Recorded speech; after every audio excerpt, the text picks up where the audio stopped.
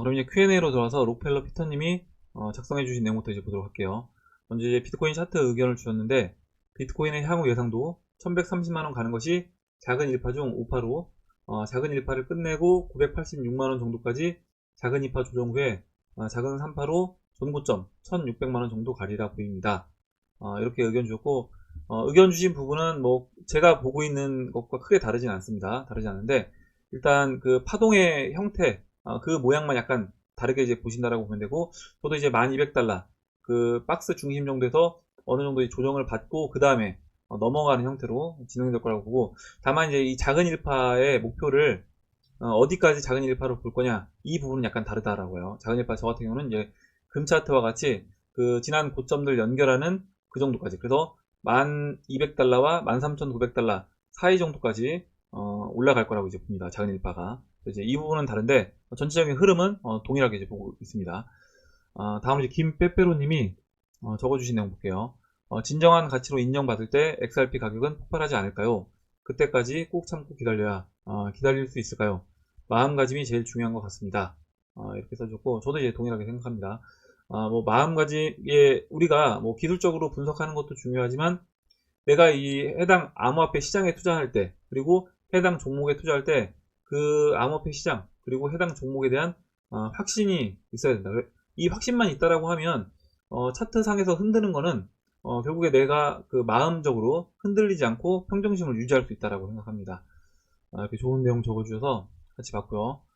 다음 이제 양승현님이 적어주신 내용 볼게요. 암호화폐의 성장성을 믿는다면 XRP 장기 보유가 맞을 것 같고, 리플사의 성장성을 믿는다면 리플사 주식 장기 보유도 맞을 것 같네요. 보유 자금이 충분하다면 리플사 주식을 XRP 외에 별도 매수하면 좋고, 보유 자금이 없는데 XRP 보유 비중이 많다면 일부 교체 매매하면 좋을 것 같네요. 이렇게 써주셨습니다. 그래서 뭐 이거는 이제 보는 관점에 따라서 다양하게 선택을 해서 하시면 된다 라고 이제 말씀을 드렸어요. 아마 어떤 분들은 XRP 다 매도해서 리플사 주식을 사는 분들도 있을 겁니다. 만약에 개인이 리플사 주식을 사게 된다라고 그게 가능하게 되면 그렇게 하시는 분들도 있을 것 같아요.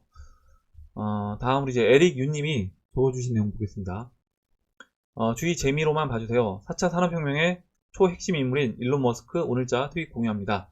Shares are unappreciated. 예, 발음이 어려운데, 일단 뭐 이게 약간 익숙한 단어는 아닌데, 이 unappreciated가 존중받지 못하고 있다. 어떻게 또 다르게 해석해보면 뭐 진가를 인정받지 못하고 있다. 이렇게 이제 이야기를 할 수 있대요. 그래서 그냥 직역을 하면 의자는 존중받지 못하고 있다. 의자는 진가를 인정받지 못하고 있다. 라고 이제 볼 수 있는데, 약간 생뚱맞잖아요. 갑자기 웬 의자. 숨겨진 뜻이 있나 싶어서 체어스로 이 게마트리아를 뒤져보니 XRP가 뜨네요. 주의 재미로만 봐주세요. 하지만 일론 머스크는 가끔 뜬금없는 암호화폐 트윗을 올리곤 합니다. 이렇게 이제 적어주셨고, 올데이 워커님이 이게 이제 뭐냐 이렇게 물어보셨는데, 이 게마트리아 이게 이제 사이트가 있습니다. 예전에 한번 그 음모론 뭐 이야기할 때 잠깐 이제 소개를 해드렸는데, 음모론 싫어하시는 분들은 그냥 이 부분은 패스하셔도 될 것 같아요. 이 게마트리아 이 계산기 값에 이 체어스를 넣으면 이게 이제 의미하는 다른 단어가 나온다는 거죠. 그래서 쭉 내려가 보면 이 밑에 여기 이제 첫 번째로 나오는 게 XRP가 나옵니다. 그래서 이걸 이제 아까 그 체어스 그걸 이제 의자를 XRP로 바꿔보면 XRP는 지금 인정받지 못하고 있다. 이렇게 이제 해석할 수 있다는 겁니다. 아마 가격이 XRP 가격이 낮은 부분을 이렇게 이제 표현한 걸 수도 있지 않냐, 이런 의미로 이제 써주신 것 같고, 일론 머스크가 이제 트윗을 이렇게 자주 많이 올리는데, 어제 날짜에 이 체어사 잠깐만요, 언더 어프리시에이티드 이렇게 올렸네요. 언더 어프리시에이티드 이렇게 올렸고, 여기에 이제 이 의자 그림도 하나 이제 생뚱하게 올려놨습니다. 왜 어떤 의미로 이제 올렸는지 모르겠는데, 만약에 이 의자가 아까 이제 그 게마트리아에서 봤던 XRP라고 하면 그냥 XRP 써놓은 거겠죠. 예, 이렇게 이제 재미로 그냥 보시면 될 것 같고, 예전에는 뭐 그냥 이더리움 이렇게 한 글자만 또 적어놓은 적도 있습니다. 이렇게 이제 에리규님이 올려주신 내용을 이제 봤고요. 다음으로 셀레스틸 세츠나 이렇게 읽어야 되는지 모르겠는데, 일단 발음은 제가 뭐 정확하지 않으니까 이거는 셀레스틸님이라고 하겠습니다. 둘 다 안 사요. 그리고 존버해요. 리플은 XRP 구매자, 주주 모두 호구로 보고 있는 거 아닌가요? 기술은 좋고 배우 세력도 좋지만 태도가 아주 안 좋아요. 그리고 맨 처음 리플 나올 때 모호하게 ICO 하면서 주식도 되는 듯 성격을 모호하게 했던 것이 사실입니다. 이렇게 써주는데, 이건 이제 개인적으로 어떻게 보느냐에 따라서 이렇게 이제 생각할 수도 있고, 나는 뭐 리플도 안 사고, 리플사 주식 나와도 안 사고, XRP도 안 살 거다. 이렇게 이제 보실 수도 있습니다. 기술은 좋고, 배우 세력도 좋지만, 태도는 아주 안 좋아요. 이렇게 해주는데, 저는 뭐 태도도 그렇게 나쁘지 않다라고 보는데, 이건 이제 보기에 따라서 뭐, 이건 주관적인 거기 때문에, 이렇게 이제 보실 수도 있고, 안 좋은 건 이제 가격이 지금 안 좋다라고 볼 수 있겠죠. 가격이 안 좋다라고 볼 수 있는데, 가격이 안 좋은 이 부분은, 어떻게 보면 저는 이제 그만큼, 기회일 수도 있고, 우리가 이제 가격이 안 좋을 때 관심을 두고 이제 봐야 된다라고 생각합니다. 이렇게 의견 주신 부분 봤고요. 다음 이제 한커리님이 써주신 내용 볼게요. 비트코인 떨어질 때는 신나게 떨어지더니 오를 때는 진짜 기어서 오르네요. 이렇게 써주셨고, 김태훈님이 그래서 이제 투자를 하는 게 어려운 거죠. 우리의 무기는 기다립니다. 이렇게 써주는데, 예전에 이제 2017년도 그 연말의 불장, 그때는 뭐 이렇게 크게 올라가는 모습을 보였지만, 그 전에 비트코인 상승장으로 들어와서 상승장 전체 과정을 지켜본다라고 하면, 잠깐 차트를 보면서 말씀을 드릴게요. 2015년도 이후에 16년도 4월달부터 지금 이제 A파, B파, C파로 보고 있고, 지금 이제 C파가 끝나고 1파 상승 중에 있다. 현재 위치가. 그렇게 본다라고 하면, 지금 이때부터 2017년도 연말까지 과정을 쭉 지켜보면, 이때도 굉장히 올라가는 게 뜨뜻미지근하게 이제 올라갔습니다. 올라갔다 또 조정 주고, 올라갔다 조정 주고, 그리고 크게 이제 올라가는 모습이 보이진 않았습니다. 이제 2017년 연말에 들어서 마지막 이렇게 피크를 찍으면서 이렇게 크게 상승을 해줬기 때문에, 지금이 2016년 뭐 4월과 같은 그런 위치로 본다라고 하면, 아마 이제 그렇게 느끼시는 게 당연할 거라고 보고, 나중에 이제 상승장 끝자락이 됐을 때, 그때는 크게 움직이는 모습이, 상승할 때도 하락할 때보다 오히려 어떻게 보면 더 크게 움직이는 모습으로 진행될 수 있다라고 봅니다. 이렇게 이제 한커리님이 의견 주신 부분 같이 이제 봤고, 다음으로 최성우님이 써주신 내용 볼게요. 최성우님이 리플은 더 이상 떨어져도 비트 하락폭보다 크게 상회할 것 같진 않아서 리플 마진을 포지션 진입했습니다. 목표가 3,800, 4,000사토시까지 홀딩 예정입니다. 모두가 리플을 포기할 때 리플은 움직이지 않을까 싶습니다. 이렇게 적어주셨고, 야옹님이 전 개인적으로 1,500, 1,700사토시까지 떨어질 수 있겠다 싶어서 마진은 조심하고 있습니다. 가능성은 낮지만 혹시 모르니 이런 경우도 생각해 보시면 좋을 것 같습니다. 이렇게 써줬고, 저도 이제 최성우님한테 제가 이제 드리고 싶은 말씀은 야옹님 의견이 맞다는 겁니다. 뭐냐면, 가능성이 진짜 0.1%만 있다고 하더라도 저는 이제 그런 리스크는 피해야 된다. 그리고 그 0.1%의 리스크 때문에 만약에 내가 이 마진 거래를 해서, 물론 이제 최성우님이 자금 관리를 하면서 한다라고 하면 상관이 없겠지만, 내가 여기에서 전체적인 금액을 배팅해서 만약에 진짜 한 뭐 10%, 20%만 조정을 받아도 깡통이 된다라고 하면 이거는 절대 하시면 안 된다라고 해요.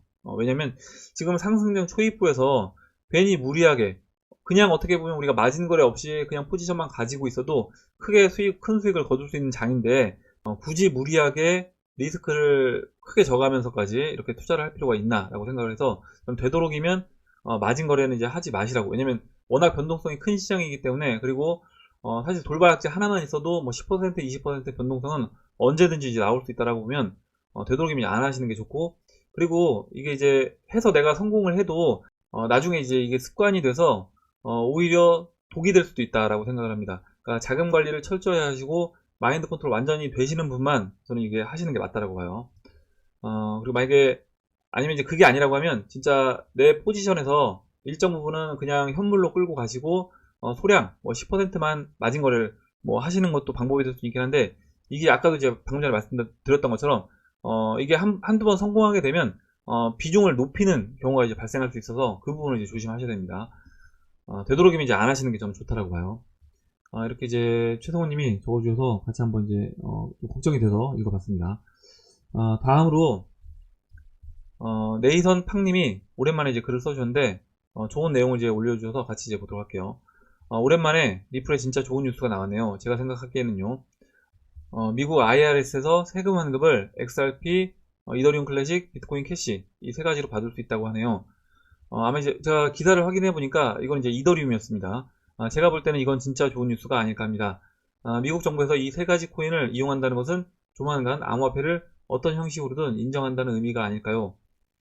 개인적인 생각이지만 조만간 구체화된 규제가 발표되고 본격적으로 미국 경제의 가치가 상당 부분이 이 세 가지로 옮겨갈 거라는 생각이 듭니다. 텍스 보고 시 암호화폐 보유 현황을 꼭 보고해야 한다는 것도 그렇고 리펀드까지 제가 느끼는 바는 제 실생활에 이미 적용되기에 아마도 그 감회가 한국에 계신 분들과는 사뭇 다르게 강하게 느껴집니다. 실제로 이 피아트 리크만 봐도 거의 대부분의 거래 볼륨은 미국에서 일어나고 있습니다. 미국이 움직이고 있습니다. 아주 가까워졌습니다. 다보스에서 트럼프 대통령이 핀테크 기업에 대한 긍정적 발언, IRS에서의 통화와 같이 사용되는 XRP, IPO 발언으로 유틸리티로서의 규제 방어, 그 다음은 공식적 규제 확정과 발표 순으로 가겠죠. 제 생각에 미국은 XRP에 대한 큰 계획을 어느 정도 완성해 간다고 생각합니다. 이렇게 좋은 내용 올려주셨고, 제가 이제 이 관련된 기사를 찾아봤더니, 지금 이 비즈니스 와이어, 여기에 이 리펀도, 비트코인 현금, 이더리움 및 리플에 대한 IRS 및 주소득세 환급 발표, 이렇게 되어 있고요. 일단 이 리펀도는 뭐냐면, 세금 관련 금융상품 및 서비스를 제공하는 선도 업체라고 합니다. 2011년에 설립된, 여기에서 세금 환급을 위해서 이 비트코인 캐시와 이더리움, 리플 이 지원을 도입을 하고 있다. 이 기사를 이제 올려주셨고, 또 이제 관련된 기사로 이 어디죠? 코인리스 이 토큰 포스트에서 기사가 또 나왔습니다. 1월 29일자에 미 세무기업 XRP, 이더리움, 비트코인 캐시 세금 환급 서비스를 제공한다. 보시면 해당 기업 비트코인 결제 서비스 제공업체 비트페이와 파트너십을 통해서 비트코인 세금 환급 서비스를 제공한다라고 밝혔다. 이렇게 이야기를 했습니다. 그래서 아까 이제 이야기 해주신 것처럼 네이선팡님이 이야기해 주셨던 것처럼 아마 이제 미국에 계신 분들 같은 경우에는 이렇게 세금 환급 부분 그리고 또 세금을 낼 때도 또 비트코인으로 낼 수 있는 이런 주들이 이제 생기고 있기 때문에 아마 이런 부분에서 다른 우리나라에 있는 분들보다 훨씬 피부로 이제 와 닿을 거라고 보고 있습니다. 네이선팡님이 좋은 내용 이제 올려줘서 같이 봤고요. 다음으로 간지 귀한님이 질문을 해주셨는데 유튜브 방송을 보다가 궁금한 점이 있어 질문 드려요. 리플 발행량 외에 리플사가 내부 규정만 변경하면 향후 추가 발행이 가능하다고 말하던데 이게 사실인가요? 생각해보니 맞는 말 같기도 하고 정확한 팩트 아시는 분 계신가요? 이렇게 이제 이야기해 주셨는데 지금 이제 간지규환님이 질문해 주신 내용을 예전에도 다 이제 이야기를 했던 부분이긴 합니다. 그때도 이제 이 비웨이브님이 답변을 해주셨던 그 비웨이브님 말고도 또 다른 분들도 같이 이제 답변을 해주셨던 부분이긴 한데 다시 또 이제 이야기를 해주셨어요. 내용만 이제 읽어보겠습니다. 리플사는 XRP 레저의 노드 점유율이 20%를 하회하며 노드 운영자들의 80% 이상이 찬성해야 XRP 레저의 기능들을 추가 및 변경할 수 있습니다. 노드 운영진에는 세계 메이저 은행 및 홍보업체 등이 참여하고 있으며 리플이 백날 용을 써도 전체 노드의 운영진 80% 이상의 동의를 구하여 추가 발행하는 것은 이론적으로 가능할지 몰라도 실제로는 불가능한 수준입니다. 여타 코인들과 다르게 노드의 XRP와 관련된 기업들이 참여하고 있어서 리플사 마음대로 운영할 수가 없습니다. 이렇게 이야기 해주셨고 그리고 이제 올데이 워커님도 이제 의견 주셨고요. CJ님도 또 의견을 주셨습니다. CJ님도 이제 비웨이브님이 답변해 주신 내용을 써주셨는데 이게 이제 쉽진 않다 이렇게 의견 주셨고 비트코인도 참여자들 동의 이제 51% 이제 공격이라고 이야기하잖아요. 그래서 51% 이상 있으면 이게 추가 발행 가능한 거다. 다른 코인들도 다 가능한 건데 오히려 다른 코인들 같은 경우는 50% 이상만 이렇게 51% 이상만 동의를 해도 가능한 것이기 때문에 그것에 비해서 오히려 XRP는 더 현실적으로는 어렵다. 물론 이제 이론적으로는 가능하지만 현실적으로 이게 이제 되는 것은 쉽지 않다라는 의견을 주셨습니다. 이렇게 이제 세 분이 답변을 주셔서 같이 이제 읽어봤습니다. 다음으로 마지막으로 이제 에린 스미스님이 써주신 내용 보고 마무리를 하도록 할게요. 세력들이 각 코인들 출발 속도를 조절 중에 있다. 에이다 1순위 물론 이제 그 전에 출발했던 코인들이 있습니다. 뭐 BSV, 비트코인 캐시 먼저 이제 움직였고 이제 그 후순위로 이제 움직이는 걸 이제 순위를 매기신 것 같아요. 그리고 아마 에린 스미스님이 이 XRP 그 다음에 스텔라루멘, 에이다 이걸 이제 순서대로 적어주시고 계셔서 아마 그 의미로 이 세 개 세력들의 코인이라고 보이는 이 세 개 중에 순위를 이렇게 이제 적어주신 것 같아요. 1순위는 에이다, 2순위 스텔라루멘, 3순위 XRP, 리플 이렇게 적어주셨고 1일 차트에서 에이다는 22평선이 122평선 위로 안착한 후 치솟고 있고 스텔라루멘은 아직 20선이 120선 위로 골든크로스 발생 안했지만 본선이 이제 겨우 120선 위에 안착했고, XRP는 20선이 120선 골든크로스를 못했고, 본선도 스텔라 루멘보다는 낮게 아직 120선에 걸쳐 있습니다. 아까 이제 제가 그 4시간 봉에서 정배열이 되고 직전 고점 넘어갔을 때 에이다가 크게 움직였다라고 이제 말씀드렸던 것처럼, 저는 이제 리플, 스텔라 루멘도 그와 같은 이제 모양을 만들고 있기 때문에 차례가 되면 같이 순서대로 올라갈 거라고 봅니다. 누가 먼저 가느냐의 차이입니다. 맞다라고 보고 있고, XRP도 곧 쏠 겁니다. 왜 이렇게 시간차를 줬냐면, 세 개가 나란히 가면 개미들이 세 군데로 나눠 투자하니까 급상승도 둔화가 되죠. 그래서 하나씩 떡상시키는 것입니다. 누구요? 세력이요. 뉴 월드 오더를 기쁘게 맞이하세요. 이렇게 써주고, 지금 이제 이렇게 펌핑을 시키는 뭐 여러 가지 이제 의도가 있겠지만 자금적인 부분도 있을 수 있고요. 그리고 이렇게 이제 순차적으로 펌핑을 시키게 되면 개인 투자자들의 경우 대부분이 펌핑 나오는 종목을 쫓아갑니다.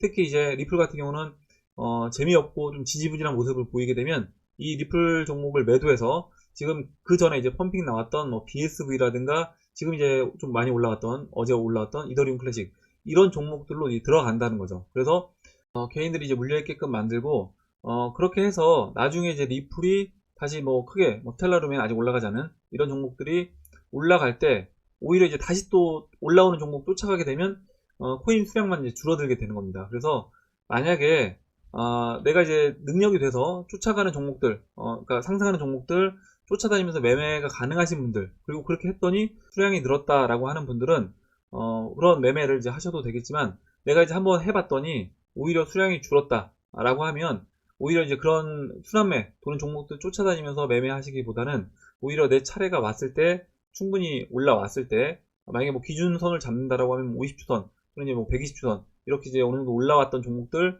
매도를 하고 아직 올라가지 않은 종목들 매수하는 게 저는 이제 바람직하다라고 보이고, 만약에 난 그것도 잘 못하겠다라고 하면 아예 그냥 포트폴리오를 그냥 쭉 끌고 가시다가 원하시는 목표가 아마 각 종목별로 원하시는 목표가가 있을 겁니다. 뭐 리플이든 이더리움이든 뭐 에이다든 있을 거라고 보는데 스텔라룸도 마찬가지고요. 그러면 딱 목표가에 매도하시는 게 좋다라고 봐요.